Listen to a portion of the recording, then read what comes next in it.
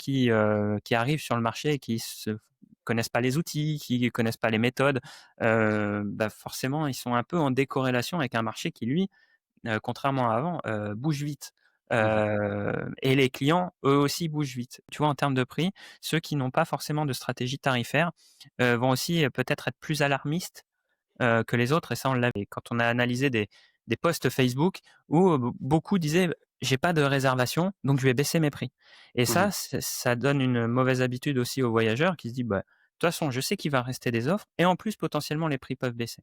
Donc du coup, tu as, un effet de ciseau qui est incroyable, sur ça Mmh et mh. j'ai l'impression que ça, je pensais que c'était terminé, mais on le revoit de plus en plus.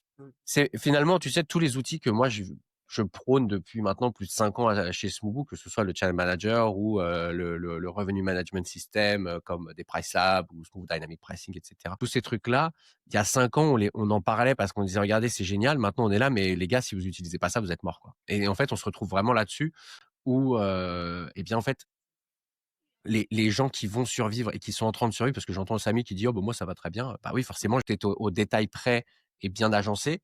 Que ce soit, de la couleur du papier peint ou de la couleur de la peinture ou des meubles jusque, j'imagine le moteur de prix, qui va, fonctionner derrière et cetera, aux entrées-sorties, aux opérations et cetera et en fait, quand on se bat contre ce genre de concurrents et bien, la barre est assez relevée et donc c'est assez important de d'agir et moi, ce qui me paraissait très important, en fait, c'était voilà, c'était de venir dire un peu ces numéros à l'antenne parce que, parce qu'on arrive c'est peut-être des signes un petit peu avant-coureurs que le switch est vraiment en train de s'opérer et que, on est peut-être face à à une espèce de grande épuration où en fait, bah, beaucoup d'exploitants vont décider d'arrêter et vont laisser leur, soit vont se remettre peut-être se remettre vers la location classique, ce que je ne pense pas.